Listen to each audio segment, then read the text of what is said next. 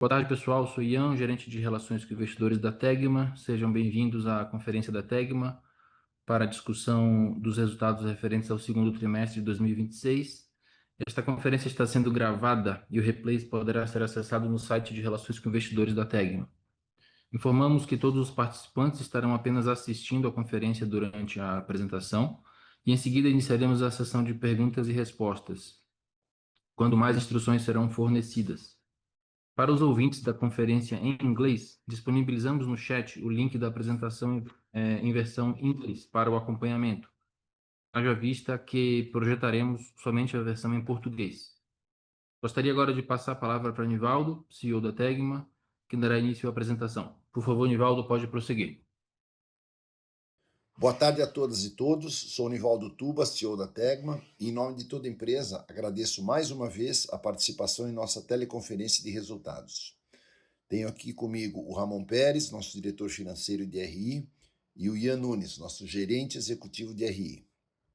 Como de costume, iniciamos nossa apresentação pelo slide 2, onde vocês poderão encontrar nosso disclaimer a respeito das nossas declarações prospectivas.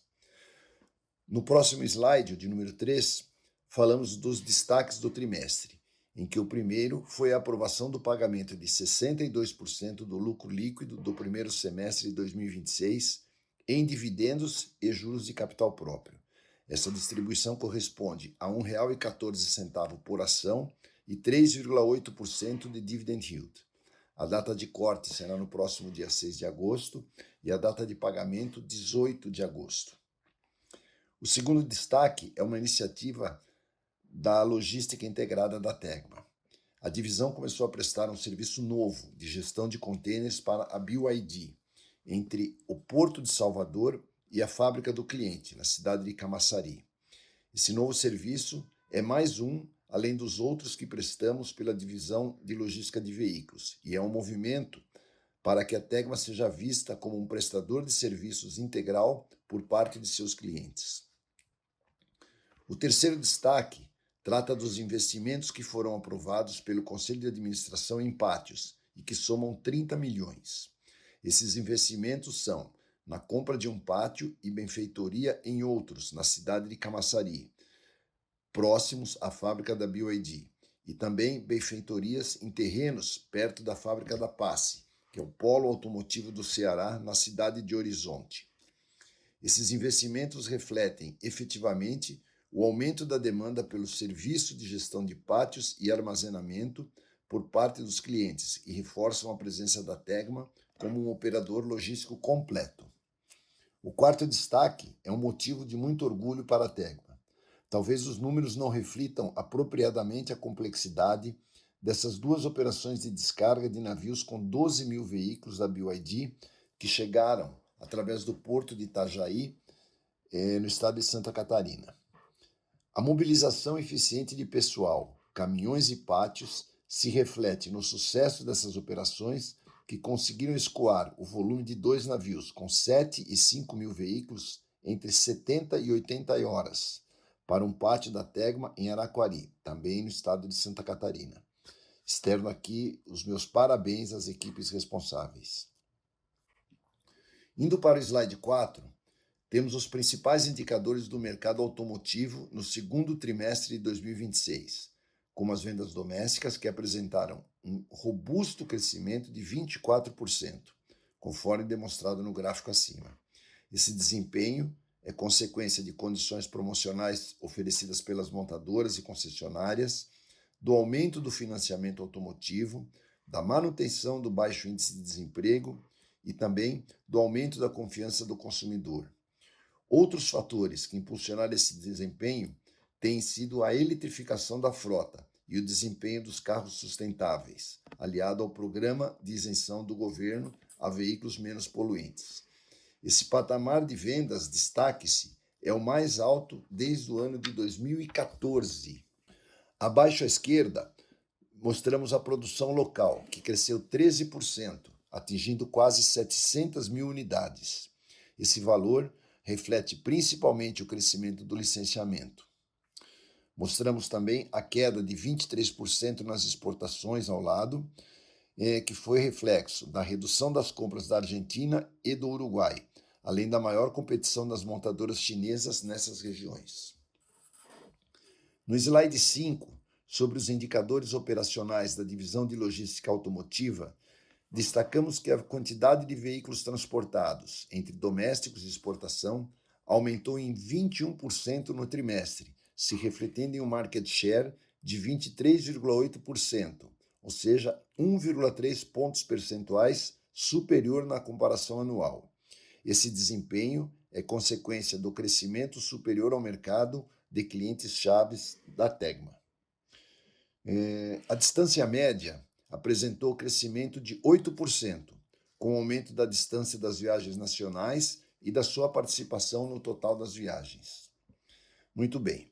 Após esses destaques iniciais, passo a palavra ao nosso diretor financeiro, Ramon Pérez, que irá falar dos nossos resultados, fluxo de caixa e demais indicadores. Ramon, por favor. Boa tarde a todos. Conforme indicado no gráfico acima, a receita líquida da operação automotiva do segundo trimestre de 2026 foi de 693 milhões, ou seja, um crescimento de 40% na comparação anual, em função do aumento de 21% da quantidade de veículos transportados e da ampliação de 8% da distância média, assim como pelos reajustes de tarifa no período. No gráfico abaixo, a margem EBITDA ajustada da divisão no primeiro trimestre foi de 19%, 1,6 ponto percentual superior na comparação anual. Esse resultado é reflexo do crescimento da receita, aliado à estabilidade das despesas no período, e apesar da alteração dos créditos do ICMS, que impactou em 0,8 ponto percentual na comparação anual. Vale destacar que o EBITDA e as despesas da divisão no trimestre foram impactadas por indenização da antiga controlada Direct Express, no montante de 7,2 milhões. Sobre a divisão de logística integrada, sua receita líquida foi de 47 milhões, 6% superior, em função principalmente do novo serviço iniciado nesse trimestre de logística de container para a indústria automotiva. Como indicado no gráfico abaixo, a margem EBITDA se reduziu em 4 pontos percentuais na comparação anual, reflexo da perda do contrato de transporte no terceiro trimestre de 25, da alteração da forma de apuração dos créditos do ICMS e da defasagem de repasse do aumento do diesel entre fornecedores e clientes. Com relação à GDL, a redução de 13% da receita líquida decorre da maior utilização da liberação aduaneira dos veículos sobre águas, da chegada de maior volume de veículos em navios ro-ro, ao invés de armazenados em RECs, da utilização do INPE, documento eletrônico da Secretaria da Receita Federal, que reduz a necessidade de armazenagem em zonas secundárias, e, por fim, a variação cambial desfavorável às receitas e armazenagem alfandegada.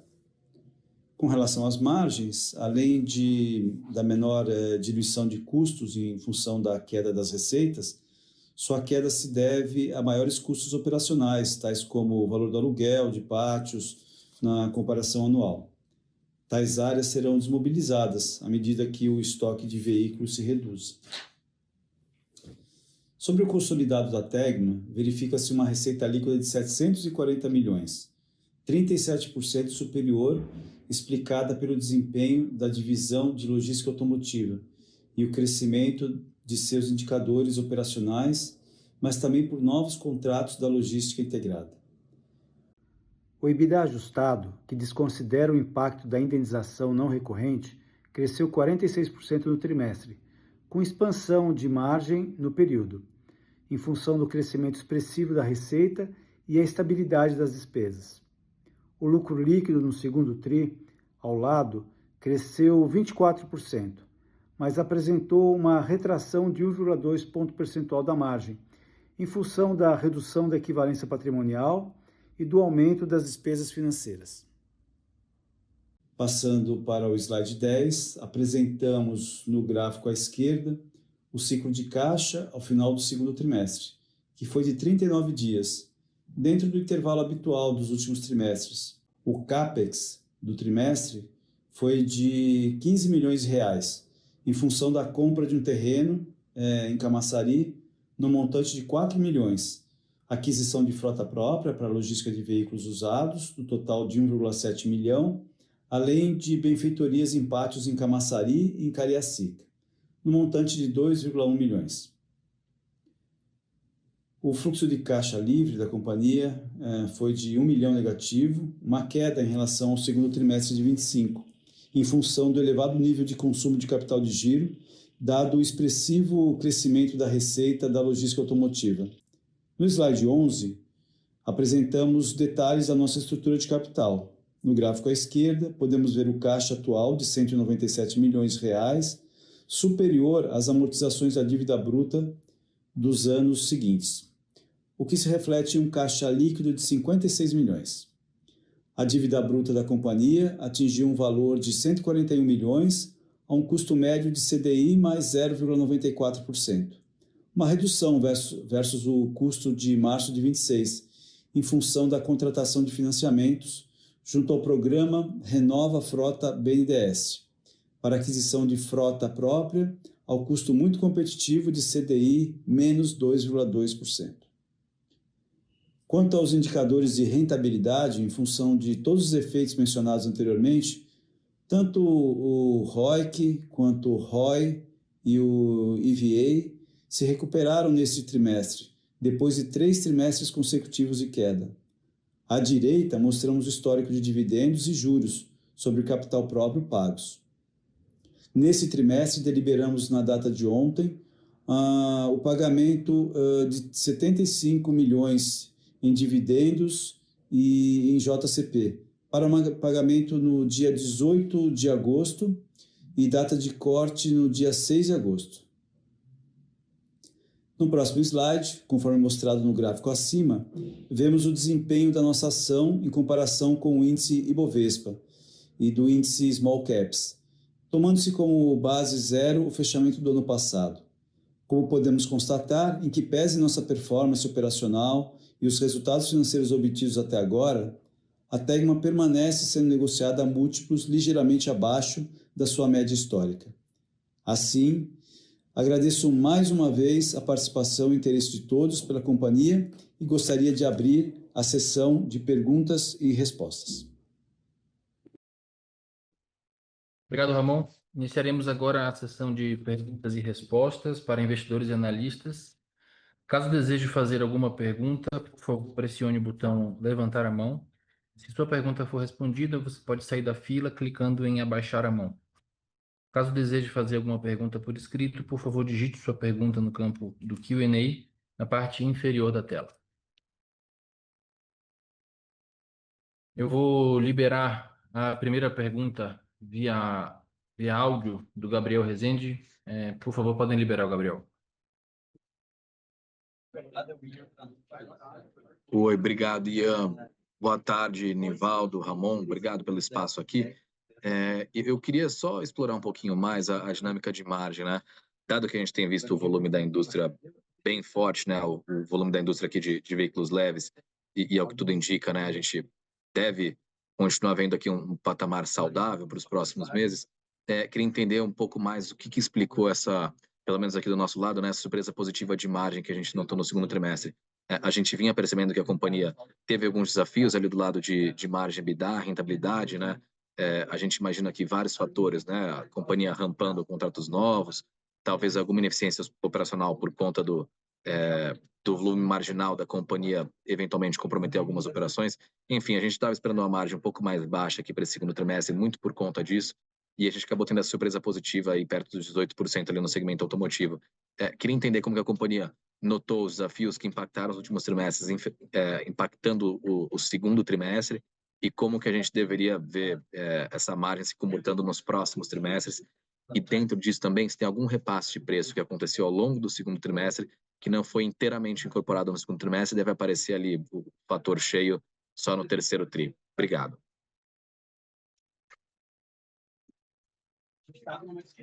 Oi, Gabriel. É o Ramon. Obrigado aí pela sua pergunta.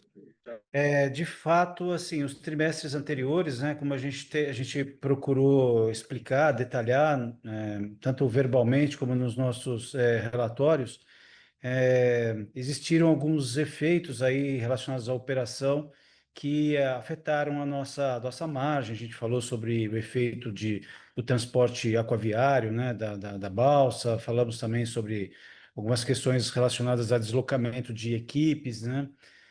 Como você falou, né, pegando a sua expressão, né, quando as operações estão rampando, a gente tem algumas fricções aí, alguns impactos que acabam afetando essa margem. Isso não desapareceu completamente, tá? A operação ainda está bastante aquecida e tem operações, de novo, repetindo o termo aí, que ainda estão rampando, né? Então a gente ainda pode ver, sim, algum impacto positivo, tá?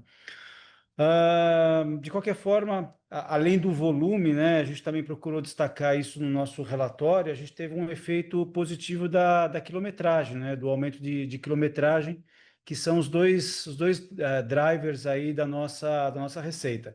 Na verdade, esse é um trimestre em que a gente teve aí, vamos chamar assim, um vento de popa, né? Volume, quilometragem, redução também desses impactos aí operacionais que estavam afetando. É, a gente, quanto ao espaço para que isso possa crescer um pouco mais, é difícil a gente afirmar.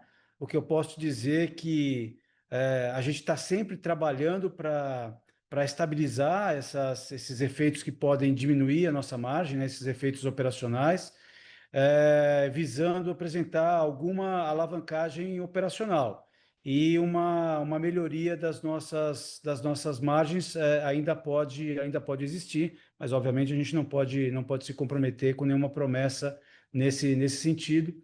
O fato é que a gente conseguiu, nesse trimestre, anular algumas questões que eram temporárias, vamos dizer assim, podem voltar ou não, mas eram temporárias, e um impacto que a gente já discutiu em outros momentos também, que é a questão da nova metodologia também do ICMS, né, do crédito de ICMS, que esse sim veio para ficar. Obrigado, Ramon. Gabriel, alguma outra dúvida?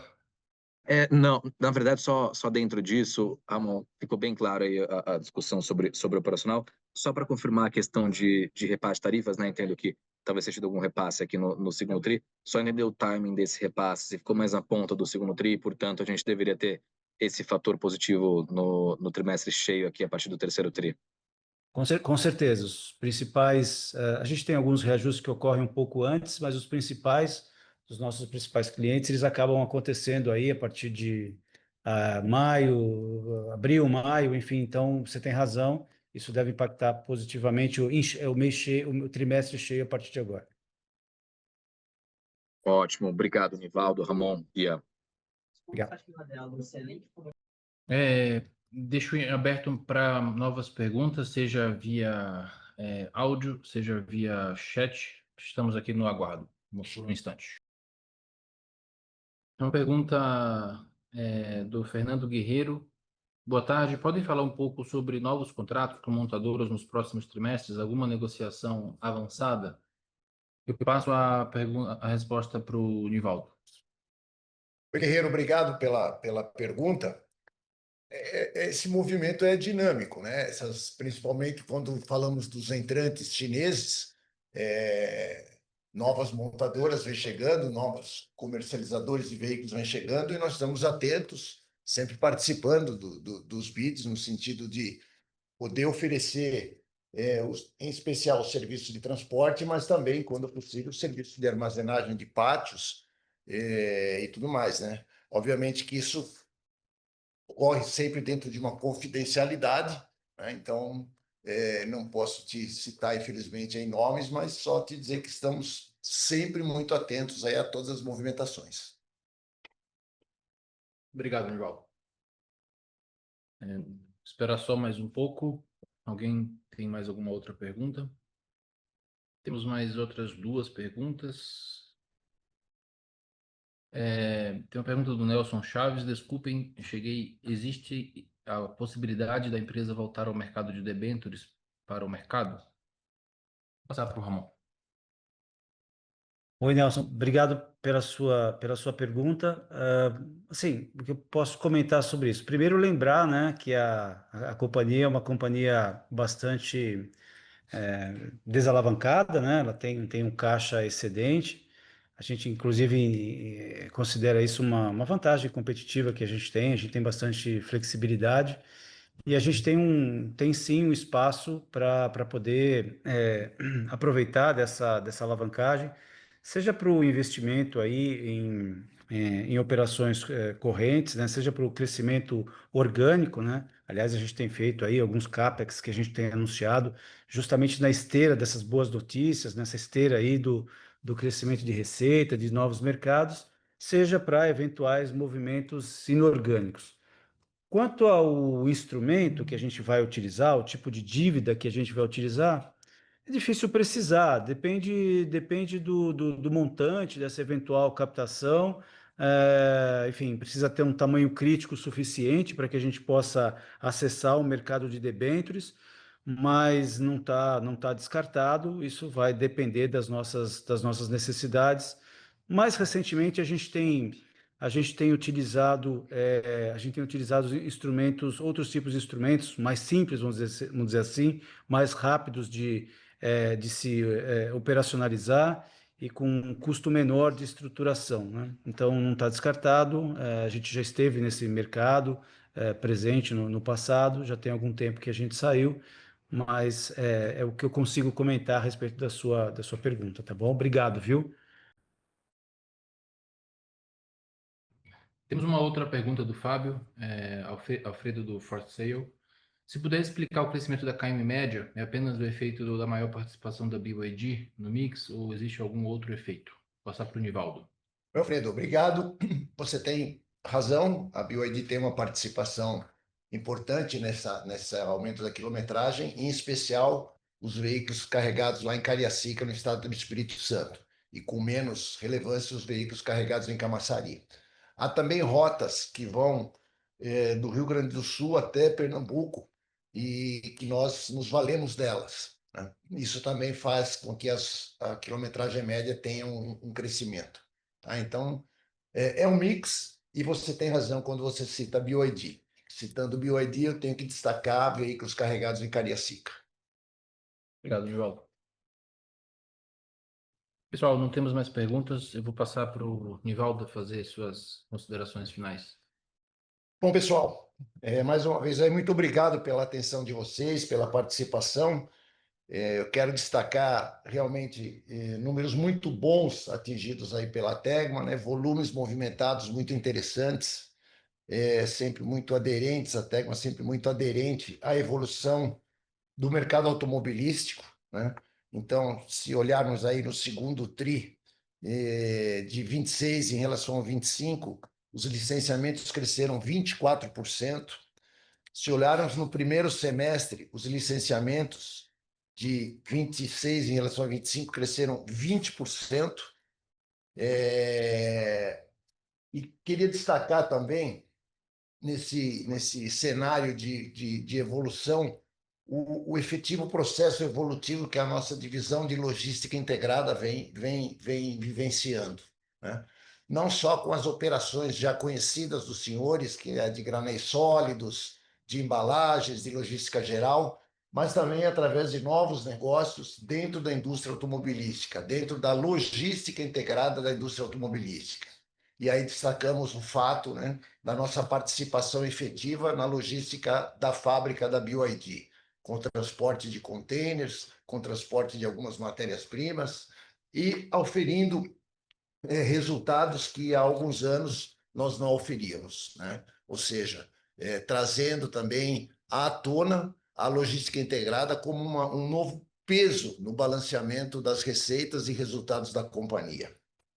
Eu quero finalizar, né, para dar, não é um spoiler, mas assim, como que a Anfávia está vendo esse segundo semestre de 26, já que o primeiro semestre de 26 foi algo assim disruptivo frente a toda a expectativa que havia, né? A Anfávia está prevendo um crescimento de 13% para as vendas no ano de 26, né? O que se reflete num crescimento de aproximadamente 7% no segundo semestre de 26 versus 25. Então, dessa forma, estamos aguardando, estamos preparados para uma continuidade desse crescimento, estamos prontos para esse crescimento na logística de veículos, né? Contudo, com um menor ritmo, que é o que nós esperamos, né? Nós também esperávamos isso no segundo trimestre e a conta virou totalmente ao contrário, de forma positiva. Era isso que nós tínhamos para hoje, tá bom? Muito obrigado mais uma vez pela atenção e vamos em frente aí. Até logo.